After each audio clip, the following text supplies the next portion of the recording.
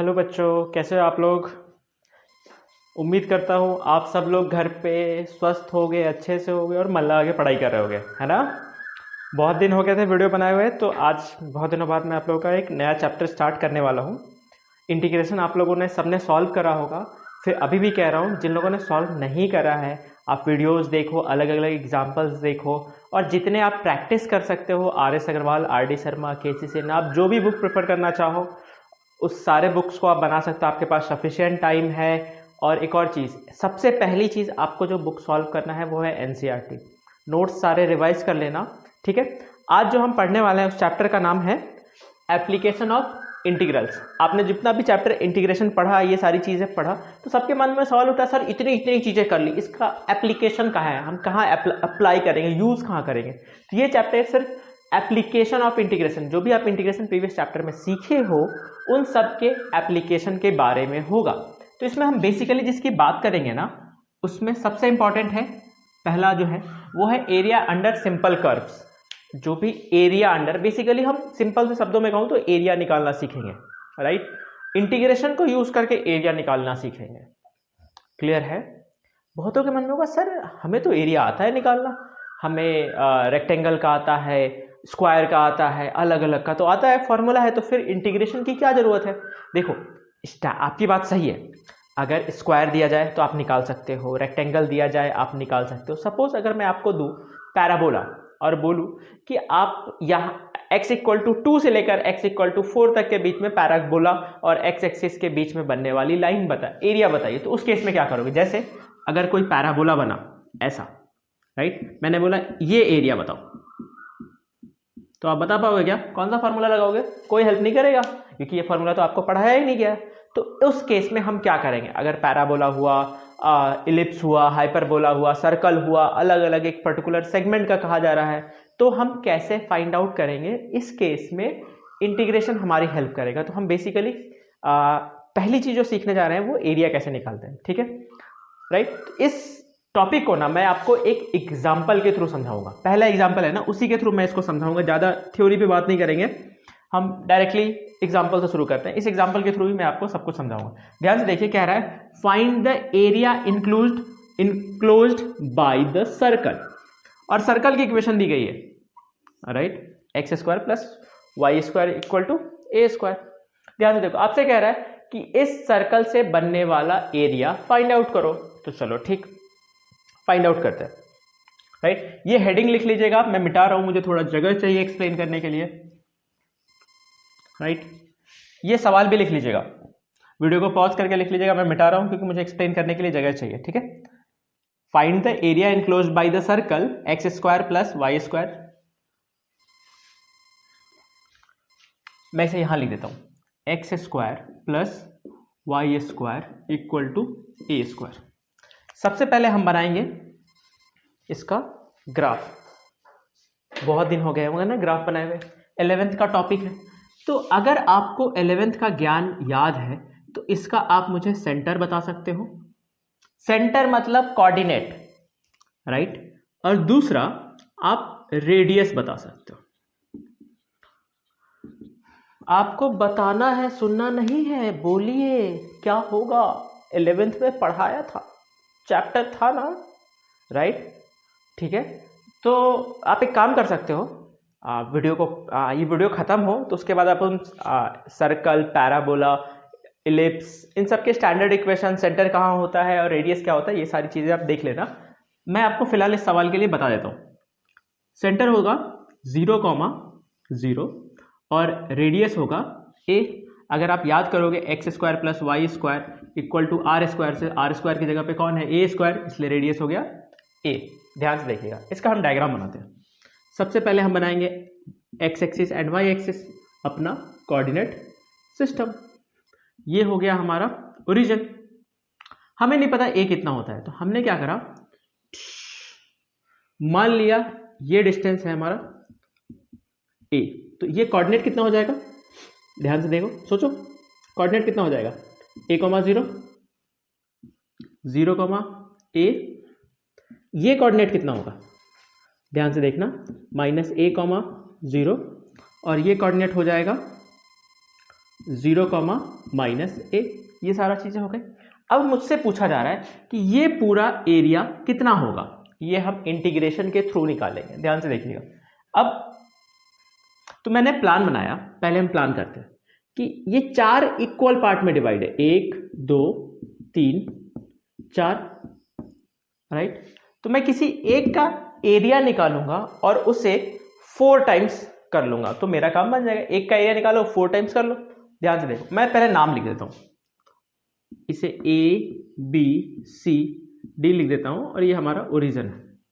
तो बेसिकली हम एरिया निकालेंगे OBA, ये ट्रायंगल नहीं है, पहली बात ट्रायंगल मत सोच लेना। OBA, इनके बीच का एरिया निकालेंगे और वैसा ही 4 से मल्टीप्लाई कर देंगे तो 4 गुना हो जाएगा। ठीक, तो अब एरिया कैसे निकालेंगे, तो मैं लिखूंगा area enclosed by circle is equal to 4 times, right. ध्यान से देखना, यहां पर हम बनाते हैं एक एलिमेंट,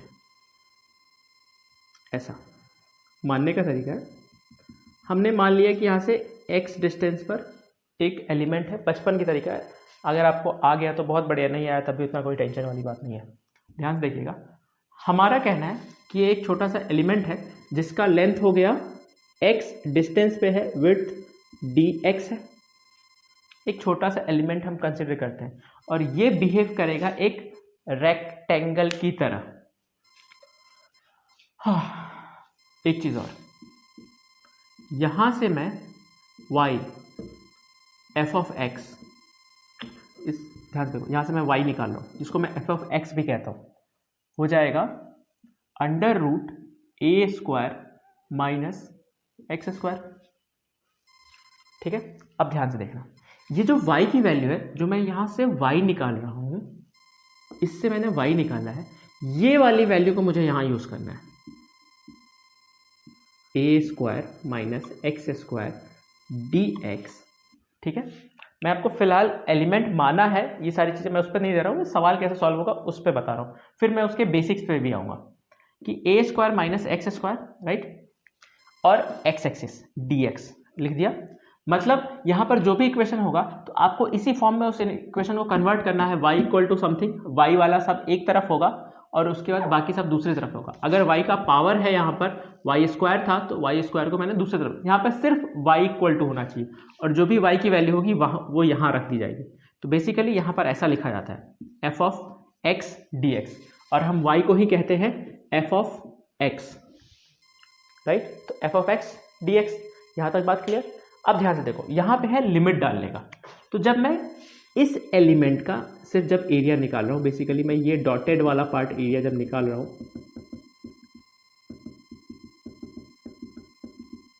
ये एरिया निकाल रहा हूँ, तो इसमें x कोऑर्डिनेट कहाँ से कहाँ तक वैरी कर रहा है, कहाँ से शुरू कहाँ से है, यहाँ पे देखोगे तो x कोऑर्डिनेट 0 है और यहाँ पे देखोगे तो x कोऑर्डिनेट a है, तो मैं बोलूँगा x में 0 से a तक चल रहा है। ठीक है, एरिया इनक्लोज्ड बाय सर्कल, ये 4 टाइम्स होगा इस एरिया के, राइट। तो इस एरिया को कैसे निकालूंगा, 4 टाइम्स 0 से a, x में कहां से कहां तक वेरी करना है, 0 से a तक, f ऑफ x dx, बस। अब ध्यान से देखो, f ऑफ x यानी y की वैल्यू, इसे मैं आपके समझने के लिए y लिख देता हूं, y की वैल्यू कहां से मिलेगी, यहां से मिलेगी 4 0 से a √a² minus x² dx, right, बस यहीं तक। और इसे सॉल्व करना आप डेफिनेट इंटीग्रेशन में सीख चुके हो। जब आप इसे सॉल्व करोगे तो आपको आंसर मिलेगा πa²। इसको आप सॉल्व करोगे तो आपको फाइनली आंसर πa² मिलेगा। ये सर्कल है इसलिए मुझे पता है अगर रेडियस a हो तो उसका वैल्यू πa² ही आएगा। और ये कैसे सॉल्व होगा, ये डायरेक्ट फॉर्मूला है जो कि आपको मिल जाएगा, फॉर्मूला आप अप्लाई करोगे फटाफट सॉल्व हो जाएगा, राइट। डेफिनेट इंटीग्रल आपने सीखा है, मैं आपको फिर से रिपीट कर दे रहा हूँ कि हमने क्या करा। पहली चीज़, जो भी स्टैंडर्ड कर्व दिया रहेगा उसका हमें डायग्राम बनाना है। तो अगर सर्कल है तो हम सबसे पहले सेंटर और रेडियस निकालेंगे, फिर उसका डायग्राम बनाएंगे और उसके बाद पैटर्न को पहचानेंगे कि क्या थोड़ा सिंप्लीफाई हो सकता है। तो मैंने क्या करा कि इसको 4 इक्वल पार्ट में डिवाइड था, तो मैंने सोचा कि एक का निकालूंगा एरिया और उसे 4 से मल्टीप्लाई कर दूंगा। मैंने बोला ठीक, तो पूरा एरिया निकालने के लिए मैंने 4 से मल्टीप्लाई करा और 1 यूनिट का एरिया निकाला। 1 यूनिट का एरिया निकालने के लिए मैंने क्या करा, x कहाँ से कहाँ तक वेरी हो रहा है, x कहाँ से कहाँ तक वेरी हो रहा है, तो x की वैल्यू 0 से लेकर a तक वेरी हो रही है, तो मैंने लिख दिया 0 से a, यहाँ लिख दिया y और dx, कहानी खत्म। और ये y की वैल्यू मुझे इस इक्वेशन से मिलेगी जो मेन इक्वेशन मुझे दिया जाएगा, राइट। इस सवाल को आप ऐसे भी सोच सकते हो, ऐसे भी देख सकते हो, बहुत सिंपल सा है, राइट। अब बोलोगे सर इतना करने की क्या जरूरत है, जब मुझे रेडियस पता था तो पाई आर ए स्क्वायर लिख देते तो काम बन जाता। हाँ वो बन जाता, बट अलग अलग में ये सिखाने के लिए था सर, ठीक है। एक सवाल और करें तो आपको और ज़्यादा समझ आएगा।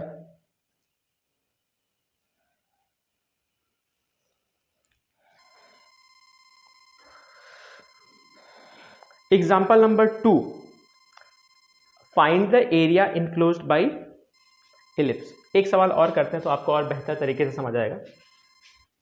आप इसे नोट्स में लिख लेना वीडियो को बैक करके।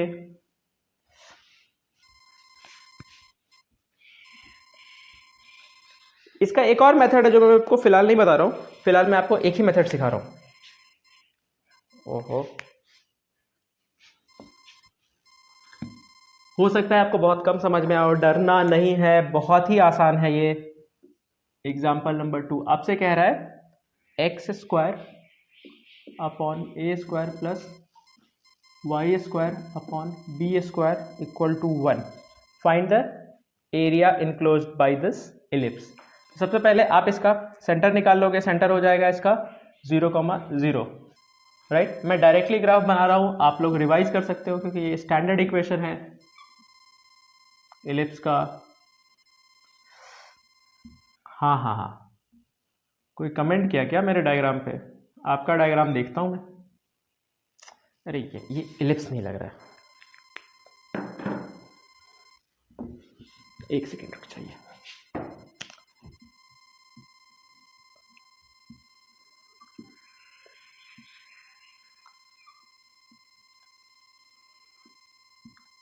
ये y एक्सिस, ये x एक्सिस, ये हो गया आपका 0,0 ओरिजिन, और ये हो जाएगा a,0, ये हो जाएगा b,0, ध्यान देखना, माइनस a,0, 0,b और 0,-b, ध्यान से देखना। तो हमने सोचा वापस सेम ही चीज़ हम करने वाले हैं। अगर मुझसे पूछा जाए वापस निकालना हो तो area enclosed by ellipse is equal to, वापस हम वही करने वाले हैं, इस पार्ट का एरिया निकालने वाले हैं और उसे 4 से मल्टीप्लाई कर देंगे क्योंकि ये चारों आइडेंटिकल हैं। तो लिखूंगा 4 एरिया, ध्यान से देखना x कहां से कहां तक वेरी हो रहा है, 0 से a, y dx, और y की वैल्यू कहां से मिलेगी, यहां आ जा,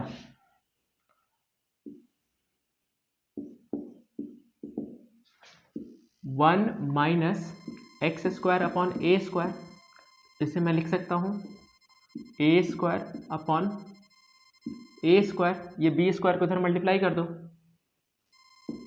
तो बी स्क्वायर, और ये जब अंडर रूट इस पे आएगा तो यहाँ पर इक्वेशन बन जाएगा b बाई ए कॉमन निकल जाएगा, अंडर रूट ए स्क्वायर माइनस एक्स स्क्वायर। ध्यान से देखना b बाई ए कॉन्स्टेंट है तो b बाई ए को मैंने बाहर ले लिया, a square minus x square d x, ये भी कुछ पहले जैसा इक्वेशन आ गया और आपको सिर्फ इसका इंटीग्रेशन करना है और इसका इंटीग्रेशन आप पहले करना सीख चुके हो, राइट। तो इसका इंटीग्रेशन भी आप करोगे तो कुछ आंसर आ जाएगा आपका,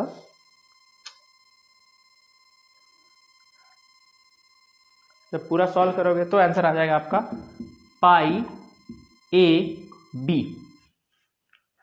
अरे जब a और b जब बराबर होता है तो ये सर्कल हो जाता है, तो जब a और b बराबर हो जाएगा तो सर्कल हो जाएगा और वो आर स्क्वायर बन जाता है तो सर्कल बन जाता है। तो इसको जब आप सॉल्व करोगे तो पूरा सॉल्व करके आपका आंसर आएगा पाई ए बी। और ये कैसे सॉल्व होता है ये आप डेफिनेट इंटीग्रेशन में सीख चुके हो। देखो वापस हम एप्लीकेशन ऑफ डेरिवेटिव में जो पहली चीज़ सीखने वाले हैं वो एरिया निकालना। तो एरिया निकालने के लिए पहली चीज़ हम स्टैंडर्ड इक्वेशन को देखेंगे, दूसरा उसका अगर सेंटर रेडियस ऐसा कुछ निकल सकता है, semi major axis semi minor axis, तो हम उसे वो निकालेंगे, डायग्राम बनाएंगे और आइडेंटिफाई करेंगे कि क्या उसको हम सिमिलर पार्ट्स में ब्रेक कर सकते हैं। आपका अगर इलिप्स होगा, हाइपरबोला होगा, इलिप्स होगा, सर्कल होगा या पैराबोला होगा, तो इसमें पैटर्न मिलना आसान हो जाता है। तो सर्कल और इलिप्स में तो आसानी से 4 पार्ट में होता है, तो हम एक पार्ट को कंसिडर करते हैं और उसको 4 से मल्टीप्लाई कर लेते हैं और सिंपल है, x कहाँ से कहाँ तक है, x कहाँ से कहाँ तक है उसको हम लिमिट में यूज़ कर लेते हैं y dx, और y का इक्वेशन हमें कहाँ से मिल जाता है, जो इक्वेशन हमें गिवन होता है, या वो इलिप्स का हो, पैराबोला का हो, सर्कल का हो। ये बात क्लियर है? चलिए ठीक है, 1 और 2 इसे दोनों एग्जाम्पल को आप सॉल्व कर लोगे और अगला एग्जाम्पल आप अभी एक्सरसाइज मत लगाना, अगले एग्जाम्पल 1-2 और आप सॉल्व करने का कोशिश करना। बाकी मैं एक और वीडियो बनाऊंगा, उसके बाद कुछ चीज़ें और सिखाऊंगा, उसके बाद आप आसानी से एक्सरसाइज लगा पाओगे। चलो आज के लिए इतना काफ़ी है, थैंक यू।